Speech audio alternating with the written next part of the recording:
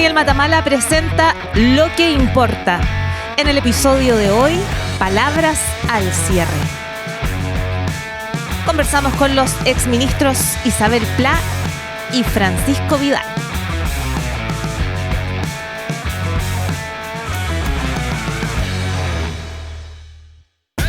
Lo que importa es presentado por Arauco, renovables para una vida mejor.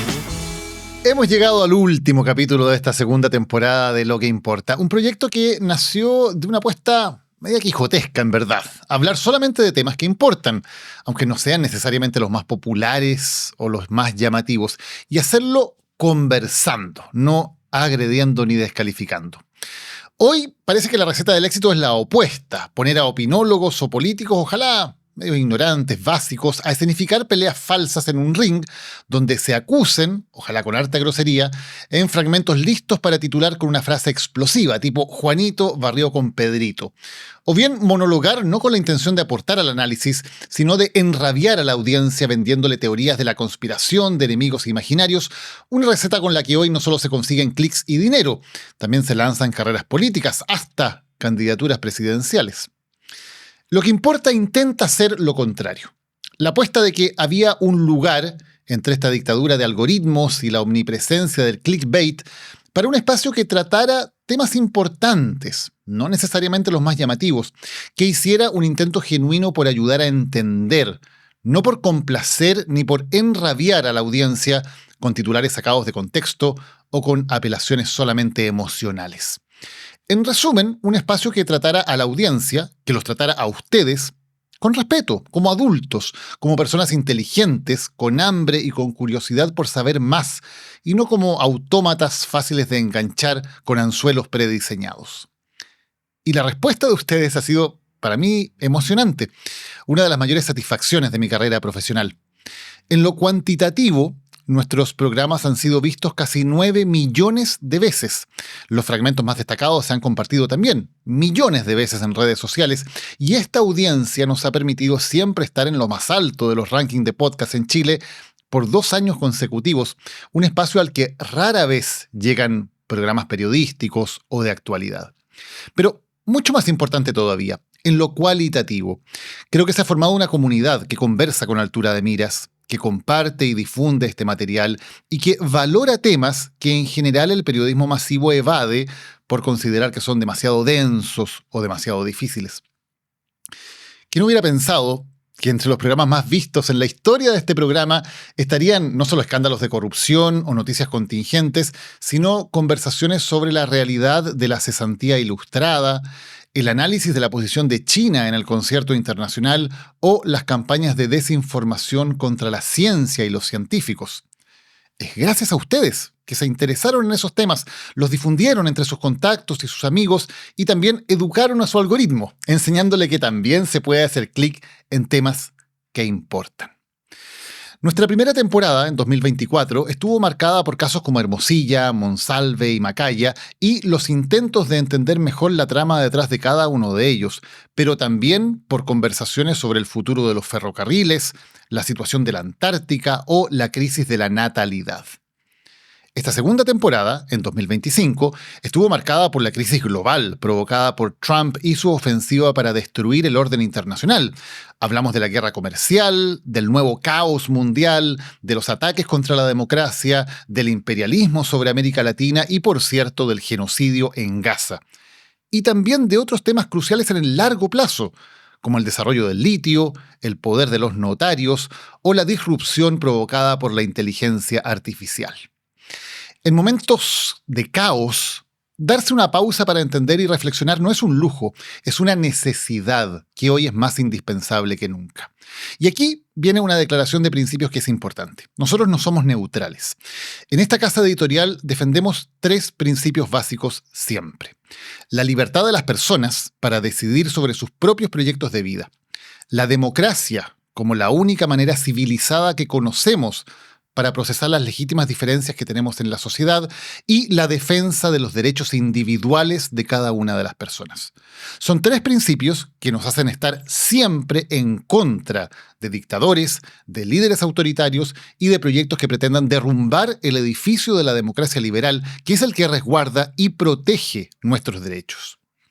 Creemos también que la democracia, la libertad y los derechos de las personas se defienden a través de un modo de conversar directo, sin medias tintas, pero también respetuoso y civilizado. Si la democracia es una conversación, aquí queremos tener esa conversación, que significa ser firme en las ideas y los hechos y al mismo tiempo ser respetuoso de las diferencias y de las personas. Este es un año electoral en Chile y por eso decidimos crear el primer spin-off de nuestra casa editorial. Lo llamamos Animales Políticos, junto a Cristóbal Belolio, dedicado a conversar sobre política y sobre la campaña electoral. Nació como un proyecto puntual, pero la respuesta de ustedes también ha sido maravillosa, con millones de visualizaciones y con generosos comentarios, y eso nos motiva para seguir con ese proyecto también en 2026, un año que va a estar marcado por un nuevo gobierno y por las tensiones sobre nuestra democracia, que aún resiste, pero sabemos que sufre graves desafíos. Hoy, para cerrar esta temporada, estaremos hablando de la definición que tenemos las chilenas y los chilenos este domingo, de la elección que enfrentamos y de las distintas miradas sobre una campaña presidencial que está llegando a su fin. Es el último Lo que importa de este 2025, pero por supuesto que este viaje continúa en 2026 con Lo que importa, con Animales Políticos y con nuevos proyectos que ya te estaremos contando. Aquí comienza el último capítulo de la temporada de Lo que importa. Para Arauco, transformar la madera es un trabajo, pero transformar el mundo es lo que importa. Lo bueno de ser renovables es conservar el presente para construir el futuro. Arauco, renovables para una vida mejor. Estamos ahora junto a Francisco Vidal, exministro en los gobiernos de los presidentes Lagos y Bachelet. Francisco, bienvenido a Lo que importa. Muy buenos días. Oye, me encantó este lugar. ¿Está bueno? Está bueno. Sí, estamos haciendo todos los productos de Lo que importa, Animales Tercer Políticos, piso, una gran de ventana todo. para poder fumar. Fantástico. Francisco, el domingo hay elecciones. ¿Por qué vas a votar por Janet Jara? Porque representa, en mi opinión, una franja política, electoral, social y cultural que permite seguir avanzando hacia el objetivo natural de la izquierda, que es un Estado social y democrático de derecho en el siglo XXI. Tú dices seguir avanzando. ¿Crees que se ha avanzado en algo en estos 4 años en esa dirección? Sí, claro, con evidencia. Haber subido el salario mínimo, que lo percibe 1 millón de trabajadores, en 21% en términos reales, descontar la inflación, es un avance. ¿Es un avance en qué contexto? Última encuesta del INE sobre salario. Promedio de salario en Chile, 895 lucas. Mediana de salario, 611. Los que ganan o ganamos más de 3 millones de pesos al mes, el 3%. Entonces, subir para 1 millón de trabajadores en 21% en términos reales en 4 años es un avance. Segundo, rebajar gastos. El fin del copago en FONASA, que nadie habla. 2 millones de beneficiarios. Tercero, el royalty de la minería. Equivale como a 4 leyes de rentas municipales. Se recaudan 1.500 millones de dólares en régimen. 450 de esos 1.500 van al territorio. 225 a los 16 gobiernos regionales. 225 a las 307 comunas más vulnerables. Eso llega a Puente Alto, 6.000 millones de pesos al año. Llega a La Pintana, 3.000. Llega a Cerro Navia, 1.700. Y el otro ámbito, Ley Papito Corazón, 229.000 mujeres. Se ha hecho justicia con ella y sus hijos. 229.000. Y peto un poquito. ¿Cómo que no se avanza? Y, por ejemplo, la reforma previsional. 1 de septiembre de este año. 700.000 mayores de 82 años. De 2.24 a 2.50. En 20 días más, 1 de enero, 1,5 millones de pensionados, hombres y mujeres. Un 15 a un 30% de reajuste. Y Francisco, ¿por qué crees que con esas cifras, con esos datos, digamos, que puede decir hoy día el gobierno, por qué crees que ha tenido una desaprobación tan fuerte el gobierno? ¿Por qué crees que ha perdido todas las elecciones el gobierno en que ha estado? ¿Por qué crees que hay una mayoría que en primera vuelta muy grande que votó por candidatos de oposición? Yo creo que una mezcla. Yo creo que la derecha, en su estrategia, logró tener la mayoría, que en democracia es fundamental. La mayoría te la da el mundo popular y las capas medias. Y la derecha entró y sintonizó perfecto con una de las inseguridades más graves, la delincuencia. Pero obviamente detrás de eso está el interés de bajar los impuestos. Para ellos, no, aquí nadie baja los impuestos del IVA. Y segundo, no obstante los enormes avances de Toa, por ejemplo, no se sabe. Más de 60 leyes, presupuesto de Carabineros y la PDI como nunca, logística, equipamiento. Está bien, pero los niveles de... La desaprobación es brutal, pues que tú tenés, en Claro. promedio, el presidente tiene promedio 30, 32 y rechazo 55, 58, 60. Claro, y con eso el candidato que representa esa oposición evidentemente tiene las mayores probabilidades de ganar en una elección frente a una candidata que representa al oficialismo. Claro, lo que pasa es que además ese concepto de continuidad y cambio es parte de la vida.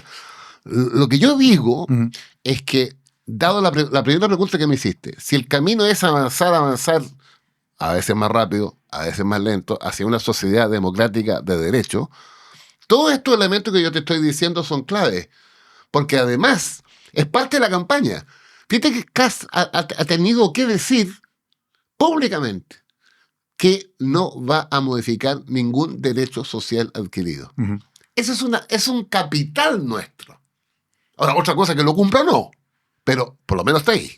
Pero es curioso, Francisco, escuchar eso, porque hacíamos la misma reflexión con Cristóbal Beloli el otro día en Animales Políticos y decíamos, mira, por ejemplo, en el debate, claro, Kast dice precisamente eso. Amo la PGU, no voy a tocar las 40 horas, no voy a tocar ningún beneficio social. Y la reacción de Janet Jara, en vez de decir, qué bueno, estamos de acuerdo, tenemos un consenso, es insistir en que no, eso no es cierto, no lo vas a cumplir. Claro, ¿No crees que hay una cosa de, también de pronto, extremar diferencias que parece que no son tan claras a la luz de lo que están diciendo los candidatos? Claro, hay que estar ahí, porque además este último debate, yo te diría que la primera parte fue fantástica, la segunda no se entendió nada, la tercera parece que lo retaron y actuaron más moderadamente. Ay, yo no se entendió nada desde el principio, la primera parte. La primera parte Sí. O sea, se dejaron de hablar, por lo menos. Sí. Yo te diría que ganemos o perdamos el domingo, hay que reflexionar los partidos. ¿Qué nos pasa que no conectamos con la ciudadanía? En dos dimensiones. No conectamos con las necesidades más urgentes, pero tampoco conectamos con la explicación plausible para el atraso de las deudas. Damos un ejemplo. En vivienda. Obviamente que el centro está en la reconstrucción de Viña, ahora el tema de la expropiación. Yo si fuera vocero, me haría cargo de eso. Que se ha hecho mal. No, yo me haría cargo, ¿cómo vaya a reconstruir el 8%? Por eso, lo ha hecho mal el gobierno. Pero en paralelo, diría, momentito, la otra parte es que Monte al 30 de octubre entregó 230.000 soluciones habitacionales y están en ejecución 121.000 soluciones habitacionales. Es las dos partes, como es la vida. Entonces, creo que eso... Ahora, te quiero decir además que el tema de los medios en general, que tienen toda la derecha su línea editorial, es apabullante. Particularmente los escritos, apabullante. Por ejemplo, te pongo otra vez. La tesis de la derecha que todo está podrido, que la economía está mal, que el país se le cayó. Bueno, 2,5 crecimiento, América Latina 2,3. Mediocre, pero en ese caso. El segundo, remuneración al bajar la inflación, 2,5 de crecimiento real de las remuneraciones. Al bajar menos de 4 la inflación. Pero ya lo que es la hueca en pelota es que los que dicen que el país se está cayendo, entre enero y septiembre de este año, de acuerdo a la CMF, las 450 empresas más grandes de Chile obtuvieron utilidades por 20.000 millones de dólares, que equivale al 22% del presupuesto de la nación. Ya, pero Francisco, ese no es un argumento para decir que este gobierno precisamente desde una perspectiva progresista lo ha hecho mal, porque si tenemos una economía en la cual, de nuevo, las grandes empresas están ganando dinero, están teniendo las utilidades que tú dices, y la gente para la cual ese gobierno supuestamente las representa no percibe que su calidad de vida mejora, uno dice, bueno, este gobierno desde esa perspectiva progresista, de izquierda, de propender a una mayor igualdad, no lo está haciendo bien. Yo creo que lo hace porque los números son evidentes. Lo que pasa es que hay que... Mira, yo doy así porque soy profe. Hay que explicar, informar. Mira, un ejemplo al revés. Una de las demandas más grandes es el tema de las listas de espera en salud. Bueno, pero todo el mundo se olvida de que la reforma tributaria de Marcel, 1/3 de los recursos iban para eliminar las listas de salud. Entonces la derecha te dice, Oiga, la lista de salud. Ujú. Claro, gestión. Obviamente que falta gestión en los hospitales públicos, pero recursos. Y yo voto en contra de los recursos. Claro, pero es una batalla ideológica que también el oficialismo dejó de dar en algún momento. Tú ves la campaña de Janet Jara, por ejemplo, y no tiene una propuesta sólida de reforma tributaria precisamente para lograr una mayor igualdad y allegar más ingresos para necesidades sociales. O sea, esa pelea ni siquiera la están dando hoy día. Claro. Frente a una derecha que sí tiene propuestas de reforma tributaria Para muy abajo. claras para abajo. Claro. Pero el oficialismo renunció a dar esa No, pelea. lo que pasa, mira, yo en ese tema que me gusta meterme. Las tasas son altas en Chile. Ujú. 27 a la primera categoría, 40 el último tramo. Si el problema en Chile es que no se pagan los impuestos. Y ahí está, nadie ha desmentido a Jorrat. Nadie. Y tenemos más o menos entre 16.000 y 18.000 millones de dólares que no se pagan por reducción o evasión. Por eso es que es tan bueno ese proyecto que finalmente resultó desprendido de la reforma tributaria original, que es se llama científicamente el cumplimiento tributario. ¿Estamos? Que pretende recaudar 4.500 millones de dólares. Ojo, con eso se financia la PGU. Pero eso hay que explicarlo. O sea, cuando a mí me dice en un foro un diputado de derecha, usted el ITP de momentito un votante en contra. En las que los impuestos, ¿no? Pero ¿de dónde ellos sacaban la plata? Del impuesto a los súper ricos, del 3% de mayores ingresos. Entonces, eso es lo que nos falta. O sea, yo me angustio, Daniel, me angustio de que uno solo no puede. No puede. Pero cuando dices eso es lo que nos falta, es una crítica a tu sector, porque tú estás dando esa pelea solo. Obvio. Y ni tu candidata, ni el gobierno. Pero fíjate ni que en el caso dan esa del disputa. debate, una de las periodistas, no me acuerdo quién, la Carola parece, le preguntó a la Carola, Orejola, le preguntó bueno, ¿usted va a bajar las contribuciones? Sí, dijo. Po. Pero es que yo creo que este caso es el emblemático. En la inocencia, en la ignorancia de nuestro mundo para enfrentar lo que yo te diría que es la contrarreforma tributaria más regresiva desde el 90 a la fecha. Para decirlo fácil. Mire, lo que pasa es impresionante. Además, como yo leí el domingo pasado en el Pulso de la Tercera al segundo hombre de Quiró, que explica en detalle. Bueno, aquí lo que vamos a hacer, lo dijo Kass, vamos a empezar por rebajar que no paguen contribución a la primera vivienda a los mayores de 65 años. Muy bien. ¿Cuántos somos? 1,5 millones. ¿Cuántos están hoy exentos? 1.100.000. Porque viven en casas que valen menos fiscalmente de 50 millones de pesos. De los 400.000, hoy la ley vigente estima que un pensionado que tiene un ingreso igual o inferior a 1 millón de pesos al mes, exento. El pensionado que tiene un ingreso de igual o inferior a 2 millones de pesos al mes, paga la mitad. Te queda un universo como de 250.000, no estoy yo. Y a mí me van a regalar plata. Yo la verdad es que yo vivo, bueno, da lo mismo te digo, pero yo pago 1 millón de pesos en 4 cuotas. Pero fíjeme, Daniel, 1.350.000 van para mi alcaldesa. No ha abierto la boca. Ni la Camila Merino, ni Alessandri, ni Palacio, ni ¿cómo se llama? Palacio de la Reina. Fíjate, que se pierdan los 350 para Las Condes, porque yo tengo las luces, los pavimentos, estoy en Ámsterdam en Las Condes. ¿Y los 650 que van para Puente Alto? El otro día tuve un Zoom con Carahue, Puerto Saavedra. Yo le explicaba esto. ¿Sabéis que Carahue tiene 98% de dependencia del Fondo Común Municipal? Pero hasta ahí ya un escándalo. Que me regalan a mí, mira, no quiero poner otros nombres. De gente donde viven los dueños de Chile. No viene en La Pintana. O sea, tú sabes que el informe financiero de este ciudadano que hace esto dice que son 170 millones de dólares. Yo creo que se quedó chico, pero quédame con los 100. Nos van a devolver 170 millones de dólares a unos 200.000. Pero trae lo más grave. Que la misma persona te dice cómo lo compensa, porque no podéis cerrar el Carahue. Impuestos generales. ¿Y sabrán los chilenos que la mitad de los impuestos generales es el IVA? Claro, y ahí está la otra discusión que tiene que ver con los recortes que supuestamente se van a hacer del gasto del Estado, porque cuando uno va a esta discusión, la respuesta es, bueno, el Estado gasta mal, el Estado tiene demasiada grasa y vamos a cortar una cantidad importante de recursos. Yo ahí le pido al equipo económico de CAS que le responda, no a la Fundación Sol, ni a mí, le responde a Ignacio Briones, que con todas sus letras dijo, Briones y otro economista, Briones, ministro de Hacienda de Piñera, dijo, Esos 6.000 implican necesariamente el recorte de beneficios sociales y importante, ¿eh? Los alimentos de la Junae. Ese es el ejemplo que puso Briones.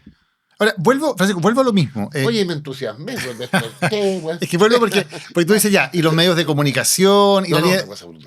está bien, pero hace 4 años los medios de comunicación eran los mismos. Los medios de comunicación en Chile no son de izquierda. Exacto. Hace 4 años eran los mismos, y sin embargo, Ganamos. tu sector político, no solamente quiero hablar del tema electoral, digo en términos de los temas que estaban en discusión, lograron hablar de desigualdad, lograron hablar de la necesidad de una reforma tributaria, y hoy día ustedes mismos no están siendo capaces de poner esos temas en la discusión. Eso no tiene que ver ni con los medios ni con nada, tiene que ver con la incapacidad política yo creo que, bueno, de un sector para creerse el cuento, para creer yo te voy realmente a lo que están decir que llevando adelante. comparto plenamente. Nuestra debilidad está en eso.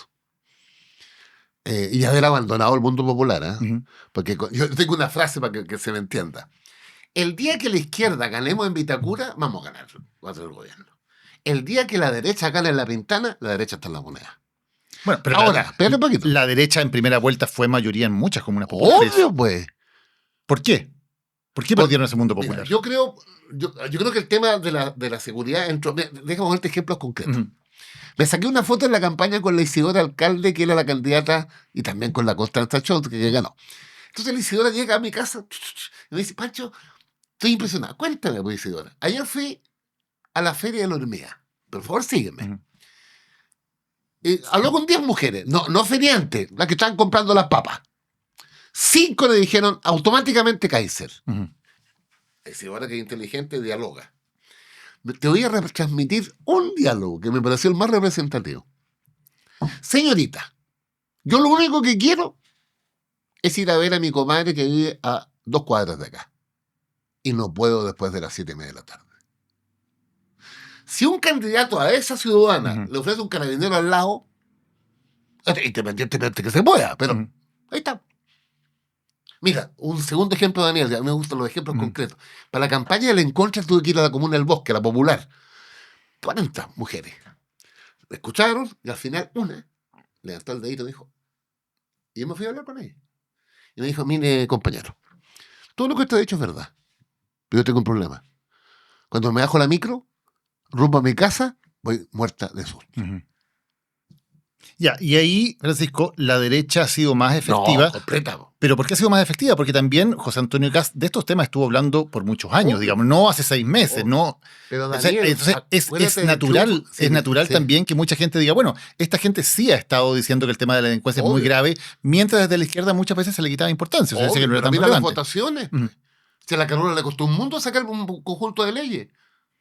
Pero mira, ahora, ese es un tema que es mucho más de fondo. La izquierda social y política en Chile tiene, con respecto al aparato del Estado y la represión, pa' terapia. Ujú. 1903 Valparaíso, 1905 Santiago, 1906 Antofagasta, 1907 Santa María de Iquique, 1919 Puerto Natales, 1921 Oficina La Coruña, 1925 la otra oficina San Gregorio, 1931 Vallenar, 1934 Ranquil, 1946 Plaza Bulnes, 1957 la batalla de Santiago, 1962 paro de la CUT, 1966 asesinato de 8 mineros en El Salvador, 1967 paro de la CUT, 1969 Pampa Nigoy. Llega hasta ahí, ¿eh? Ujú. Ahí hay más muertos que la guerra del Pacífico. Y llegué hasta Pampa Nigoy. Ese carga está en el sustrato del mundo de la izquierda social y política. La respuesta más académica es, oiga, el origen de la delincuencia es estructural. Ujú. Pues yo no conozco ningún egresado del Grey que haga portonazo. Pero cuidado. No portonazos, pero No, colusiones otra y evasión cosita. de impuestos, sí, Otra es delincuencia de otro tipo. Exacto. Oye, pero eso no te impide, con esa historia, no te impide enfrentar lo que yo creo que es la política más de izquierda que puede haber. Es asegurarle al compadre del mundo popular que viva tranquilo y que no camine con miedo. Claro, pero como tú dices, también por razones históricas ha habido cierto trauma en utilizar efectivamente el poder represivo del Estado para garantizar esa seguridad de los ciudadanos. Mira, yo he hablado con ella, además la derecha me dice, no, pero mira las votaciones.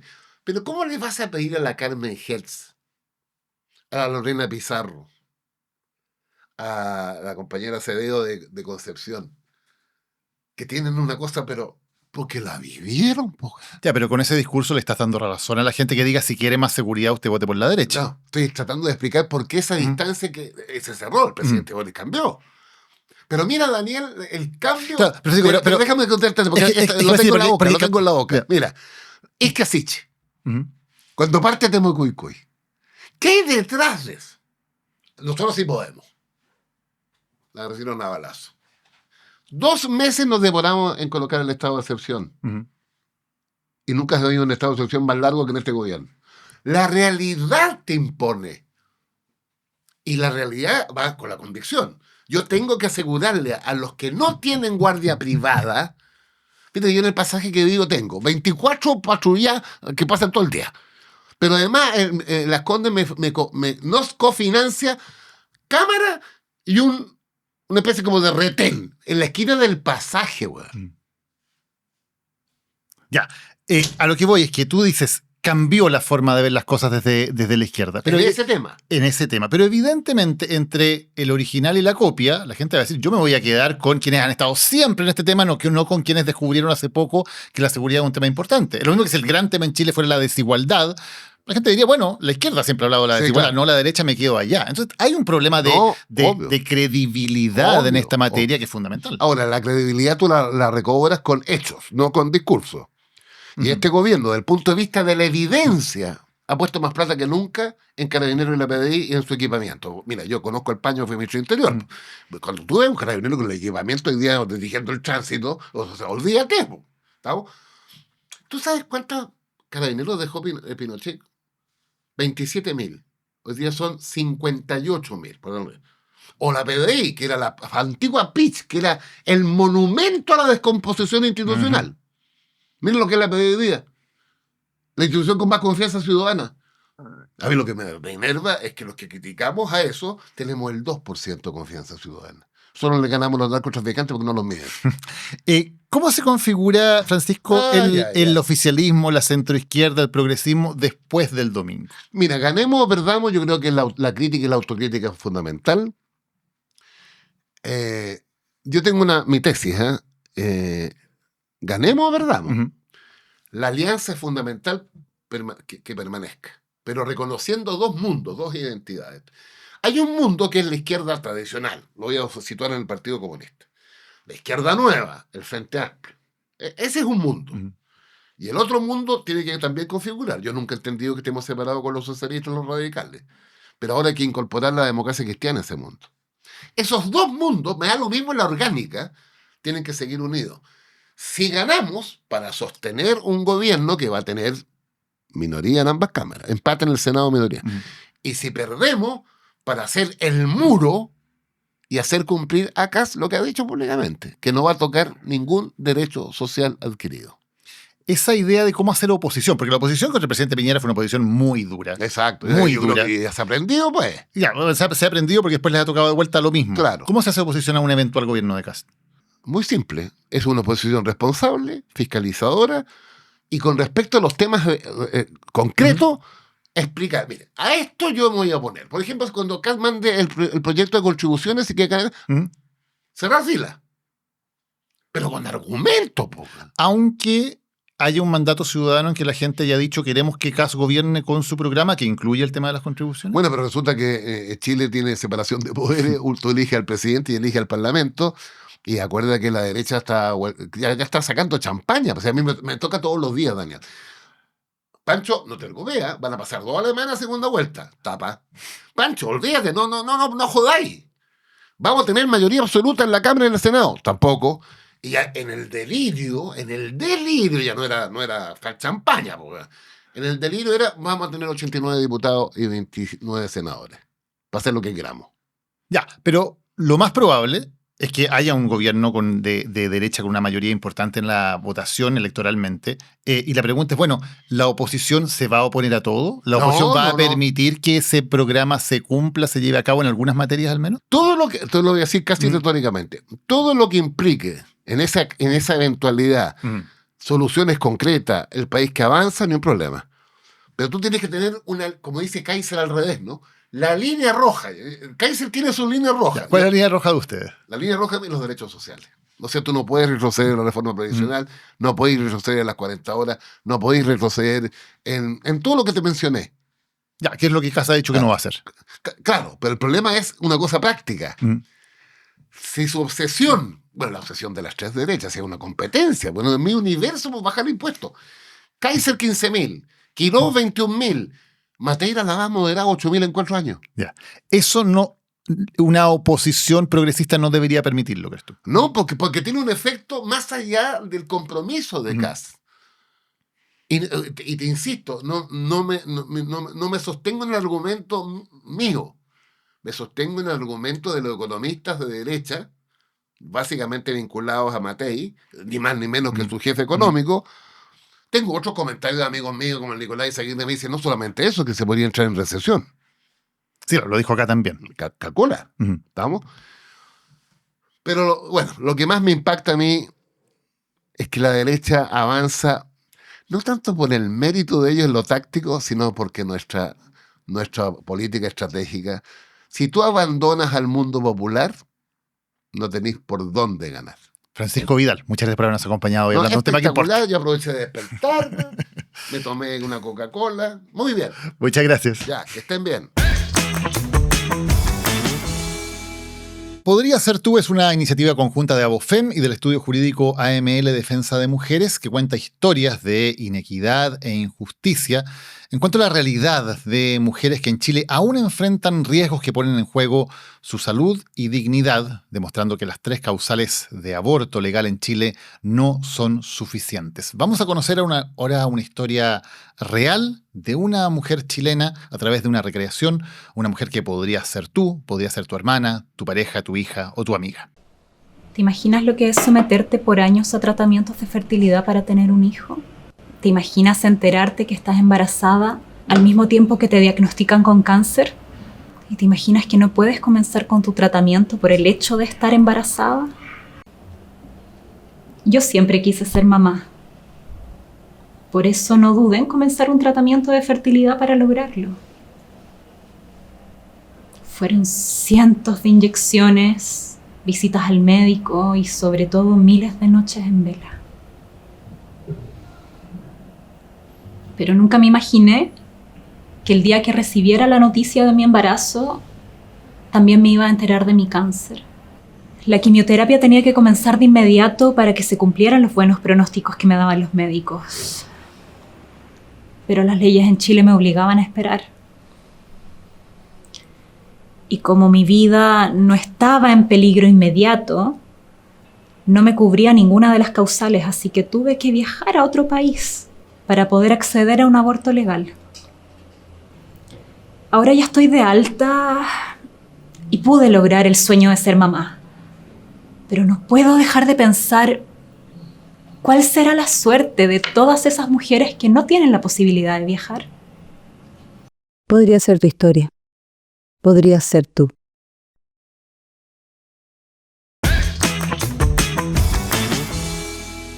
Estamos en Lo que Importa junto a Isabel Pla, exministra en el gobierno del presidente Piñera. Isabel, gracias por acompañarnos en el día de hoy. Muchas gracias a ti, Daniel, por invitarme y saludo a la audiencia. El domingo los chilenos, las chilenas tienen 2 opciones en la papeleta. ¿Por qué vas a votar por Kast? Voy a votar por Kast primero porque tengo una afinidad política con ese mundo, aun cuando he sido crítica también de algunos aspectos y no fue mi candidato en la primera vuelta. Y luego voy a votar también porque la alternativa a José Antonio Kast está muy lejos de mi visión de sociedad y me parece también una alternativa que sería para Chile perder una oportunidad enorme de retomar, ¿cierto?, su camino de prosperidad, de libertad y para ir resolviendo problemas. Nunca jamás voy a votar por alguien de izquierda, mucho menos por una militante del Partido Comunista, pero además en segunda vuelta creo que quedarse en la casa, votar nulo, votar blanco, es de alguna manera también concederle espacio a esa alternativa que está en las antípodas de mi visión de sociedad. Ahora, es algo que ha pasado en la campaña, Isabel, sobre todo en segunda vuelta, que de pronto también hemos escuchado a los candidatos más hablar de por qué el adversario es malo, por qué sería malo para el país, que de las propias características positivas de sus campañas o de sus programas. ¿Sientes que estamos un poco en eso en Chile, votando por el menos malo o votando más bien contra alguien que a favor de un proyecto que suene tan convocante? Creo que tiene que ver con las lógicas de las primeras y segundas vueltas. En la primera vuelta vimos en los debates, aunque eran debates muy, colapsados por otro Con la cantidad de candidato, candidatos, claro. pero creo que la primera vuelta estuvo muy marcada por las propuestas, ¿cierto? Por propuestas al menos en las líneas más gruesas.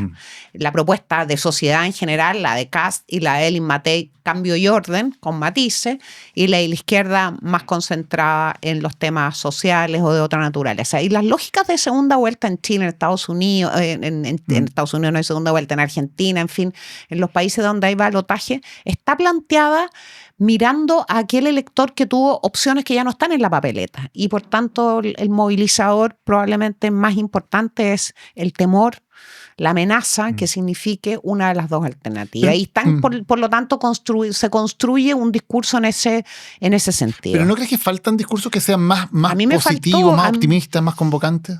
Que la política hoy día, lo convocante, lo dialogante, lo positivo, lo esperanzador, no tracciona votos. Creo que eso es un fenómeno en todo el mundo, lo hemos observado, tú mismo lo has planteado, ¿cierto?, en tus crónicas y en tu libro.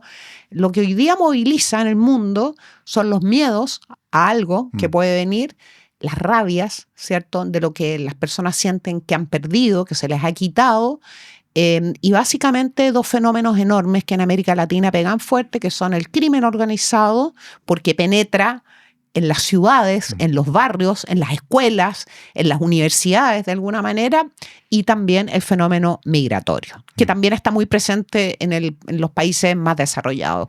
Y tanto el crimen organizado como lo migratorio no tiene que ver ni con esperanza, ni con discursos positivos, sino que lo que espera, creo yo, una mayoría es una expresión de carácter y de voluntad política. Alguna vez conversamos respecto de que en esta campaña, lo conversamos en junio, julio, esta campaña no iba a ser una campaña tan programática ni de propuestas, sino más bien de carácter.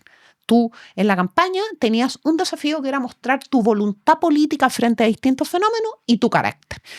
Y creo que eso ha sido, digamos, una marca muy importante y es lo que vimos en el último debate entre Janet Jara y José Antonio Kast. Puede que a nosotros no nos guste, ¿cierto? Pero es probable que la inmensa mayoría de los chilenos, a la audiencia que tuvo ese debate, les haya hecho sentido porque eran, ¿cierto?, una confrontación en donde mostraba el carácter de uno y del otro. Y ¿tú crees que Creo, sin embargo, que José Antonio Kast superó mis expectativas y tuvo un desempeño, un buen desempeño, a pesar de que la conversación en ese debate era una conversación muy, ¿cierto?, atractiva. Claro, no sé si se llama la conversación, ¿no? Claro, ya partamos por eso. ¿Crees que José Antonio Kast fue más efectivo en mostrar ese carácter? Porque muchas veces se hacía la comparación con Evelyn Matei, que Evelyn Matei parecía que tenía mejores equipos, que sus propuestas eran más detalladas, que siempre explicaba, mira, esto lo vamos a financiar así, lo vamos a hacer de esta manera. Pero eso al parecer no resonó en el electorado. ¿Kast fue más efectivo por eso, por mostrar el carácter de lo que iba a hacer? Yo creo que José Antonio Kast representó mejor la demanda de cambio y de orden. Y cuando digo cambio no solamente como alternancia en el poder, las caras, los colores políticos que van a estar, que podrían estar en un próximo gobierno, sino también un cambio de actitud frente a la política y en la relación entre el Estado y las personas. Y cuando digo orden, no solamente digo orden público, sino que decimos orden en el más amplio sentido de la palabra, desde la sala de clases, ¿cierto?, hasta el orden, no sé, pues en la relación también entre los funcionarios públicos que están tramitando un permiso de inversión para abajo. Y eso lo interpretó mejor José Antonio Kast, precisamente por lo que te planteo antes, porque lo puso sobre la mesa no en términos de propuestas, sino en términos de carácter y de voluntad política. ¿Ya? Hay una línea delgada ahí, ¿cierto? Porque mira, yo voy a ser mejor en materia de orden y aquí está mi propuesta. Es distinto decir, en mi gobierno no va a entrar ningún migrante ilegal, aunque sabemos que es difícil. En mi gobierno ningún preso se va a escapar de la cárcel. Es más efectivo eso en tracción electoral que ponerlo en un programa y detallar. Vamos a hacer A, B, C, D.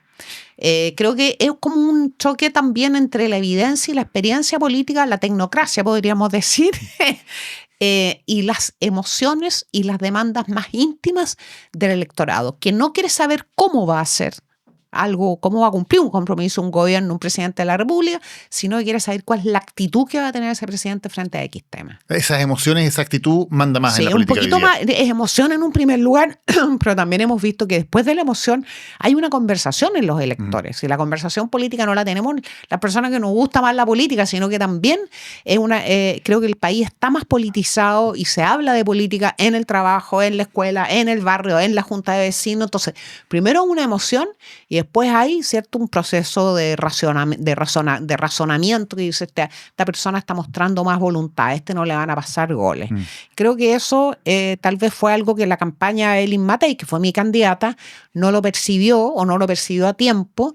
Y por tanto no pudo estar sobre la mesa ni estuvo en su oferta electoral. La oferta electoral hoy día no es un programa. La oferta electoral es tu actitud y tu carácter frente a la política y frente a los fenómenos que vas a enfrentar. ¿Y qué pasa cuando llega la hora de gobernar, Isabel? ¿Basta con esa actitud, con ese carácter? ¿Cómo se baja esto a políticas públicas que sean efectivas para afrontar precisamente los problemas que la gente está demandando que tengan solución?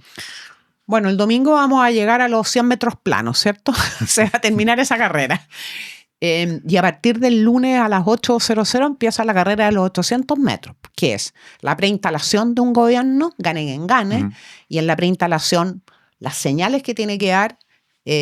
Yo creo que va a ganar José Antonio Cast, que tiene que dar Cast, quién va a ser su ministro de Hacienda, quién va a ser su ministra de la Mujer, dada, ¿cierto?, la relación que tiene ese mundo con ese tema, quién va a ser su ministro del Interior, en fin, la preinstalación, después la instalación, que tiene que ser muy rápida y muy efectiva, y después los 700 metros planos que van a seguir para adelante, y por supuesto ahí la emocionalidad, el carácter en la política importan, pero son absolutamente insuficientes y empieza el camino de la política de verdad. Yo creo que Kast va a tener, como cualquier presidente, pero este en particular, varios desafíos. El primero es ganar la elección, desde luego.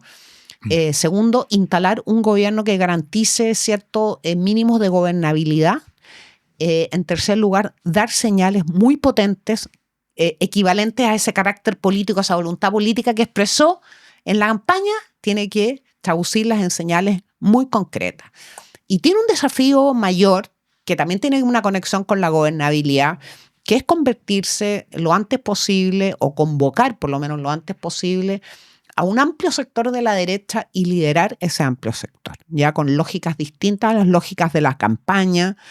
La lógica de la campaña fue: necesitamos excluir a esta derecha para poder llegar a la meta. Ya se va a haber llegado a esa meta, y creo que él tiene un desafío muy importante para romper este péndulo que ha tenido Chile desde el año 2010, ¿cierto?, con las alternancias permanentes, y también para convocar a un mundo que tiene que acompañarlo en el gobierno, que tiene que leer a la sociedad desde distintos lugares. Los republicanos leen desde un lugar, la UDI desde otro, demócratas leen desde otro lugar. Y esa lectura, que le permita con esa lectura tomar buenas decisiones, poder cumplir esas decisiones en el Congreso y tener un buen gobierno, que no es obvio ni es baladí tampoco. Hay una primera duda de qué tan amplia va a ser la coalición de gobierno. No lo sabemos exactamente con quiénes va a gobernar. ¿Cómo crees tú que va a ser esa configuración? ¿Desde dónde hasta dónde va a llegar? Esa es una gran duda. Esa es una duda que creo que nos estamos planteando todos, porque ¿qué va a pasar? El presidente de la República va a convocar personas de otros partidos o de otras sensibilidades distintas a la sensibilidad que lo respaldó en primera vuelta, o va a convocar partidos políticos, fuerzas políticas. ¿Qué crees que debería ser, según tú? Yo creo que tiene que convocar fuerzas políticas. Es distinto. No personas individuales. No personas individuales. ¿Por qué? Porque los niveles de compromiso que él va a necesitar en el Congreso, en la calle, en los gobiernos municipales, regionales, es distinto. Y en segundo lugar, esa es una primera pregunta. Y la segunda pregunta: ¿cómo se van a relacionar esas fuerzas políticas, esos mundos, ¿cierto?, que van a integrar el gobierno con la sala de máquinas de un gobierno, que es la moneda, que es el comité político, que es la presidencia de la República? ¿Se van a relacionar como en el esquema que estableció el presidente Boric en los primeros meses de gobierno, en este primer anillo de más confianza, excluyendo el resto, o se van a relacionar en igualdad de condiciones, como dijo esta semana el presidente del Partido Republicano, Arturo Esquella? Me pareció en una declaración muy, muy lúcida y muy interesante mirando el futuro. Ahora, también hay que empezar a cumplir, ¿no?, estas promesas que pueden ser un poco genéricas, pero hay que bajarlas a la realidad. Por ejemplo, en el tema migración, que lo conversábamos, es uno de los temas que sin duda convoca emociones muy fuertes acá. Se habló en primer lugar de expulsar a todos los migrantes irregulares, más de 300.000. En las últimas semanas, José Antonio Kast como que ha bajado un poquito la oferta y ha empezado a hablar más bien de invitar, de ver fórmulas para tener un corredor humanitario. ¿Cómo ves que se puede cumplir aquello? Porque hoy día la realidad es que hay una gran cantidad de personas, por cierto, en Chile, que muchos de ellos están integrados a la sociedad, trabajan, muchos de ellos no son delincuentes, tienen familia, incluso tienen hijos nacidos en Chile. Y además tampoco, aunque se les pudiera sacar o ellos quisieran irse, tampoco es claro cómo se hace eso. Estamos viendo lo que pasa en la frontera con Perú, que no permite la salida de personas, ni hablar de Venezuela, que sabemos que no recibe, por ejemplo, vuelos con migrantes. ¿Cómo se puede hacer calzar esa emocionalidad, si se quieren, que la gente espera una respuesta a ese tema con la realidad práctica? Sí, primero establezcamos un primer punto. Creo que ha sido muy importante la voluntad política que ha expresado José Antonio Kast y logró ser la voz que contrastó con la voluntad que expresó la izquierda hasta hace poco. ¿Ah? La voluntad de la izquierda es fronteras abiertas, no hay freno. Si el gobierno de Piñera estaba sacando migrantes ilegales en la frontera, entonces mandemos un equipo de abogados para que los represente y presente un recurso a la Corte de Apelación. O sea, esa fue una voluntad. Kast logró pararse como la voz más contrastante frente a esa voluntad y decir, en Chile, migración ilegal no. Y eso es importante y creo que también debiera formar parte de la gobernabilidad y de las ideas de su gobierno mantener esa voluntad, cueste lo que cueste cumplirla. Eso primero. Segundo, sí, evidentemente y creo que es el gran tema hoy día que se conversa a nivel técnico y a nivel político, la densidad de la migración ilegal es muy grande. Chile no es un país, ¿cierto?, que tú puedas cruzar la frontera en bicicleta. O sea, somos un país también con fronteras muy bonitas, pero muy complicadas, cordillera, mar, desierto, ¿ya? Y yo me imagino que sus equipos deben estar trabajando en todos los niveles, coordinación regional. Tenemos, creo yo, un nuevo presidente, un nuevo gobierno en Bolivia, muy razonable en ese sentido. Creo que el gobierno de Javier Milei también ha expresado voluntad de coordinarse, o sea, en todos los niveles, la coordinación interregional, cómo están funcionando las normas en Chile en ese sentido. Y lo más difícil, y tendrá que resolverlo de alguna manera, es cómo tú sacas migrantes ilegales, ¿cierto? Si hay 300.000 migrantes ilegales, un vuelo tiene ¿cuánto? ¿200 personas? ¿Cuántas sillas hay en un vuelo? Un vuelo que tampoco tiene dónde aterrizar. Claro, o sea, 100 vuelos son 20.000. Claro. O sea, ¿Y no te parece que había un poquito de improvisación en la materia? Una materia que yo creo que tiene 2 meses y medio desde el lunes para ir aterrizando ese compromiso, para ir poniendo una hoja de ruta en ese compromiso que creo que lo ayudaría mucho. Si en el primer mes, segundo mes, o sea, poner metas que sean realistas en términos de tiempo y de cantidad, pero también mantener siempre esta voluntad que ha sido muy importante, que es no migración ilegal. Y desde luego, la otra dimensión muy importante, cómo se va a proteger esa frontera para que efectivamente no se cruce. Y hay un tercer tema, yo soy hija y nieta de inmigrantes, y por lo tanto este es un tema que me toca emocionalmente. Y crecimos y bueno, y nuestros hijos, nuestros nietos saben de dónde venimos, somos muy chilenos y amamos Chile. Entonces para mí también hay un choque emocional en el tema del rechazo a la migración. Pero Antonio Kast también es hijo de inmigrantes. Pero quiero decirte que hoy día el mundo completo tiene un problema con las olas migratorias. Entiendo los problemas que genera la migración ilegal en Chile. Entiendo lo que significa, ¿cierto?, pararte en la fila de un consultorio a las 5:30 de la mañana para esperar que se abran las puertas y atiendan a tu hijo que pasó la noche con tos y saber que antes que tú, ¿cierto?, hay 5 o 6 familias que vienen, que son migración ilegal y que tienen preferencia. O sea, también creo que uno tiene que, la responsabilidad política y pública significa ponerse en los zapatos de las personas que están sufriendo los efectos de una migración que es muy distinta a las olas migratorias que dieron lugar a que llegaran las familias Kast, Pla, Jaruf y todas las miles o si no millones de familias, ¿cierto?, que han venido de todos lugares del mundo a vivir a Chile. Ahora, todas las olas por lo tanto, entiendo que el problema con la inmigración no tiene que ver exclusivamente con los migrantes que vienen a cometer delitos, que los hay, sino también con la presión social que significa en materia de convivencia y de Claro. derechos sociales y de servicios sociales con esas olas migratorias tan gigantes que hemos tenido. Sin duda. Ahora, todas las olas migratorias provocan tensiones, sobre todo al principio, ¿no? Por dar algún ejemplo, cuando fue la migración alemana en Chile, también muchos sectores de la sociedad decían cómo es posible que vengan estos luteranos que no son católicos, vengan a instalar. Tierra, claro. Y era un escándalo. O la migración palestina, también en su momento muy discriminados por mucho tiempo por Los una turcos. élite que decía, claro, los turcos, y los miraba muy, muy, muy para abajo. Que hoy día lo vemos con mucha distancia, ¿no? Pero en su momento eran discusiones muy álgidas en la sociedad chilena. Entonces la pregunta también es cómo hacemos para, por cierto, ordenar, regularizar, permitir que los efectos sociales se vean minimizados, pero también no fomentar un discurso que sea xenófobo, que sea agresivo, en razón de una nacionalidad o en razón de una situación racial o nacional contra determinados grupos humanos. Porque vemos lo que eso puede llevar, por ejemplo, a Estados Unidos, ¿no? Que puede llevar a situaciones muy graves cuando eso se va agudizando. Entonces, ¿cómo hacemos para hacernos cargo de un problema, que sin duda es un problema, pero también no atizar un discurso que sea xenófobo? Yo creo que hay que tener una responsabilidad institucional cuando se ejerce el poder. A mí me parece que Sebastián Piñera la tuvo. Me acuerdo que una de las primeras ceremonias en el 2018 fue justamente en la entrega de ciudadanía a ciudadanos que habían hecho su trámite legalmente, y recuerdo bien ese discurso. Fue en marzo del 2018, en donde él decía: bienvenidos todos los talentos y todas las manos y todas las personas que quieran venir a formar familia, hacer su vida en este país y hacerlo por la vía legal.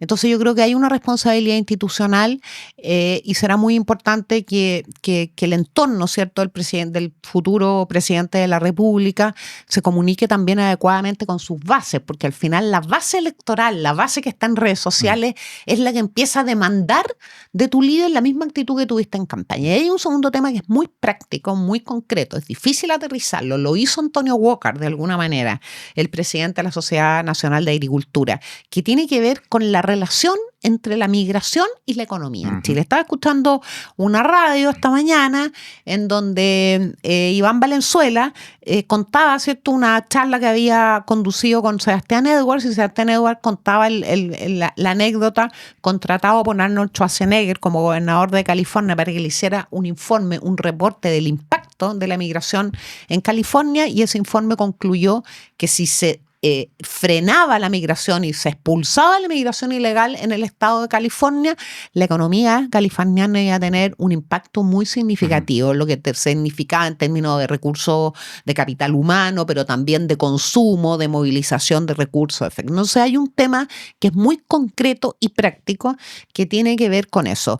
Chile es uno de los países del mundo con más baja natalidad. Nosotros tenemos natalidad más baja incluso que países ultra desarrollados. Y esa baja de natalidad significa no solo que tenemos una distancia con la familia, en fin, la cosa como más valórica, que para mí me importa, sino también en capital humano, en un montón de cosas que son las que movilizan la sociedad. Y eso también hay que tenerlo en cuenta. Son varios niveles. Ojalá yo estoy segura que han trabajado en esos niveles y hay que tenerlos en cuenta, y lo más importante es conversar también con tu base electoral para que no se te levante en algún momento a exigirte. Porque gobernar es una tarea que es muchísimo más matizada que hacer campaña. Tú puedes hacer campaña con 2 o 3 titulares, 2 o 3 eslóganes que suenan bien, pero luego gobernar todos sabemos que es muchísimo más complejo. Pero yo fíjate que tengo confianza. Yo tengo una relación, no tengo relación con José Antonio Kast, la tuvimos como militante, pero más distante, pero conozco a personas que se están integrando a sus equipos y reconozco también la seriedad de esa gente, su experiencia, y tengo confianza en que se va a preparar muy bien el aterrizaje en la moneda del 11 de marzo. ¿No te preocupa que la trayectoria política de José Antonio Kast, tiene una larga trayectoria política, por cierto, no es un outsider ni mucho menos, pero su trayectoria política la ha hecho primero desde el Congreso, 16 años, luego una década como candidato presidencial, siempre más bien en oposición, ¿no? No es una persona que no ha sido alcalde, no ha sido ministro, no ha tenido que llevar adelante proyectos que siempre sabemos que son mucho más matizados, sino que en general ha tenido una oposición bien de principios en ciertos temas. Encabezó la oposición en los temas valóricos, por ejemplo, incluso contra el presidente Piñera cuando él se abrió a mayores libertades individuales, muy crítico del presidente Piñera, de su gobierno, del presidente Boric, como candidato también. ¿No crees que le falta un poquito más de experiencia en hacer cosas, en construir consensos y proyectos? Mira, hay dos cosas aquí bien importantes, Daniel, y yo creo que vas a estar de acuerdo. Pasar de la oposición al oficialismo es un cruce muy significativo. Son culturas distintas. Yo era vicepresidenta en enero del 2010 de la UDI, en la mesa que encabezaba en ese entonces Juan Antonio Coloma, cuando Sebastián Piñera ganó su primera elección presidencial. Y me acuerdo muy bien que en la siguiente directiva, uno de los temas que conversamos fue cómo vamos a movilizar un cambio cultural en la UDI. Después de 20 años de ser oposición. 20 años de oposición, una oposición muy efectiva, por cierto, con diálogo y acuerdos cuando había que hacerlo, con denuncias, ¿cierto?, cuando también había que hacerlo. ¿Qué vamos a hacer? Los que estábamos en esa mesa íbamos a pasar rápidamente el cambio cultural. Lo importante es tu militancia y tus bases electorales. Entonces, ese es un primer tema que hay que tener muy, muy encima de la mesa. Y lo segundo, en la política se aprende. O sea, tú no puedes pretender a un político pensar que en 20 años, que en 30 años de vida, de experiencia, no haya cambiado su forma de actuar en la política y no haya acogido, ¿cierto?, con buena voluntad los errores o las faltas que tuvo en estos años. Yo lo que he visto en estas semanas de segunda vuelta es a un José Antonio Kast que es consciente de eso, que da señales, a lo mejor podría haber dado más señales, pero creo que ha dado señales correctas en ese sentido. Lo veo más puesto en el rol de un próximo ejercicio en el poder más importante que hay en un país como el poder presidencial, y confío, como te digo, vuelvo otra vez a sus equipos, a sus entornos políticos. Creo que ahí se puede armar un equipo que sea un equilibrio muy importante y que esté permanentemente como un Pepe Grillo, diciéndole de la manera más elegante, porque a los presidentes no les gusta que se les diga de manera torpe, digamos, lo que no están haciendo, cuál es la hoja de ruta, cuál es el guión, cómo son las decisiones, lo importante que es convocar. Yo te digo, el principal problema que veo no es en la voluntad de Kast. Yo lo que veo es quién va a gobernar esas bases electorales que han estado durante 6, 7, 8 años exigiendo, ¿cierto?, una manera de actuar en la política que no funciona cuando uno está en la moneda. Y creo que esa relación entre genuinas bases electorales con demandas legítimas, con discursos legítimos, ¿quién va a interactuar en esa relación? ¿Quién va a ser el Santiago Caputo de José Antonio Kast? Y ahí, y es interesante la analogía, ahí uno se pregunta también, ha sido muy disciplinado en la campaña de José Antonio Kast en hablar esto de un gobierno de emergencia y centrarse en hablar solamente de algunos temas y otros dejarlos fuera, ¿no? Los temas de libertades individuales, que algunas veces se les llama temas valóricos también. Pero probablemente precisamente haya una base electoral que no va a estar tan contenta con eso, que va a decir, bueno, nosotros sí queremos aquí hacer cambios, sí queremos volver a hablar del matrimonio igualitario, o volver a hablar de la penalización del aborto, o volver a hablar de lo que se está haciendo, por ejemplo, en educación sexual en los colegios, y va a haber una presión. ¿Qué crees que va a pasar allí en esos temas? ¿Va a lograr Kast efectivamente decir, en estos temas no nos vamos a meter, aquí no se va a innovar nada, o va a tener que hacer algo para Es que son presionar? cosas distintas. Yo lo viví en otra dimensión, como ministra de la Mujer, ¿cierto?, cuando llegamos al gobierno. Después te voy a contar lo que me pasó a mí. Yo creo que primero fue una decisión, para mí la decisión más importante de esta campaña presidencial de todos los candidatos fue ese anuncio de este va a ser un gobierno de emergencia. Ha sido, creo, una herramienta desde el punto de vista de la estrategia política fundamental, o sea, como para imitar en otras campañas presidenciales. Fue un gran acierto de Kast en términos políticos. Un acierto hablar de gobierno de emergencia y un acierto acompañar ese gobierno de emergencia diciendo la agenda valórica no ha cambiado convicciones, pero la agenda valórica no va a formar parte de ese gobierno de emergencia. Ahora, está bien, eso es lo que quiere el candidato presidencial y su futuro gobierno, pero evidentemente que la futura oposición va a tener ahí un canasto de posibilidades para estar permanentemente provocando el gobierno muy importante. Y para eso hay que prepararse. Yo creo que hay que distinguir aquellos temas que son fundamentales, esenciales. Te voy a contar lo que nos pasó a nosotros. Nosotros llegamos al gobierno, yo fui ministra de la Mujer, con un fallo muy reciente del Tribunal Constitucional revalidando, ¿cierto?, validando la ley de aborto en 3 causales. Y nuestra decisión fue muy clara. Esta es una ley que ha sido aprobada por el Congreso Nacional. Esta es una expresión democrática. Puedo compartirla o no compartirla. Ha sido revalidada por una institución como el Tribunal Constitucional. La ley se cumple y se cumple bien. ¿Ya? Primero. cuando empezó la oposición, las mujeres de oposición, después del mayo feminista, ¿cierto? Mucho después, a exigir aborto libre, nosotros consideramos que ahí había una línea roja y lo planteamos. No hay debates tabúes en Chile, en democracia se pueden debatir y exigir en el Congreso todos los temas, pero sí los gobiernos tienen la obligación de plantear cuáles son sus líneas rojas y cuáles son sus posiciones. Yo creo que el futuro presidente Kast debe seguir un formato, ¿cierto?, en donde estén muy claras sus convicciones, sus líneas rojas, pero también reconocer que en una democracia y en un Congreso libre y elegido democráticamente no hay debates tabúes y por tanto los debates tendrán que seguir su curso. Isabel Pla, muchas gracias por habernos acompañado y hablando de un tema que importa. Muchas gracias a ti y un saludo a la audiencia.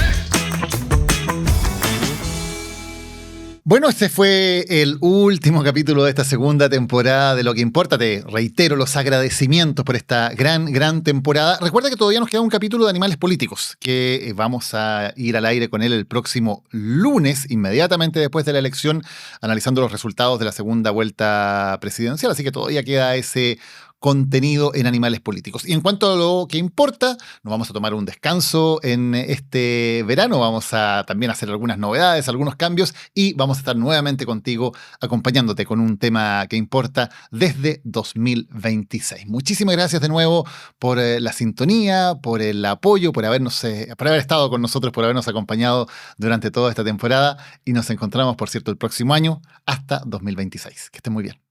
Lo que importa fue presentado por Arauco, renovables para una vida mejor.